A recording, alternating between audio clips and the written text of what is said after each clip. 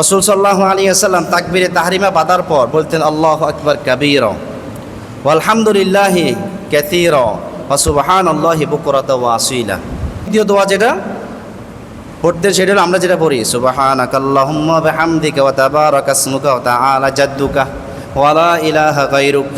আমরা যেটা পড়ি এটাও হাদিস দ্বারা বিশুদ্ধ হাদিস দ্বারা বর্ণিত।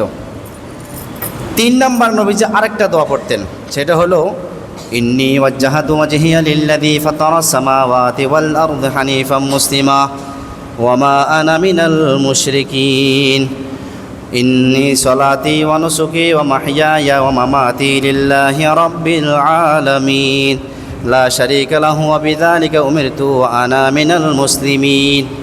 এতে নবীজি এই দোয়াটি একটু লম্বা।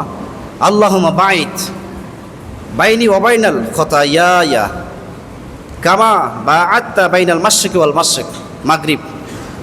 আল্লাহ তুমি দূরত্ব করে দাও আমার এবং গুনার মাঝে, দূরত্ব তৈরি করো যেমন তুমি তৈরি করেছো পূর্ব এবং পশ্চিমের মাঝে দূরত্ব।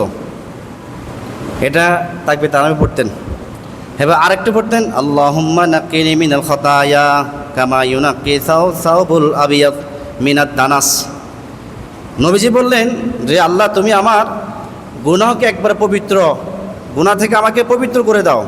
কামা ইউনাক্কি সাওবুল আবিয়াদ, যেমন সাদা পোশাক পবিত্র করা হয় মিনাদ দানাস আবর্জনা ময়লা অপবিত্র থেকে পবিত্র করা হয়।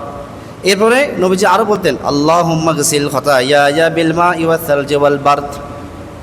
হে আল্লাহ তুমি আমার গুনাহগুলো ধৌত করে দাও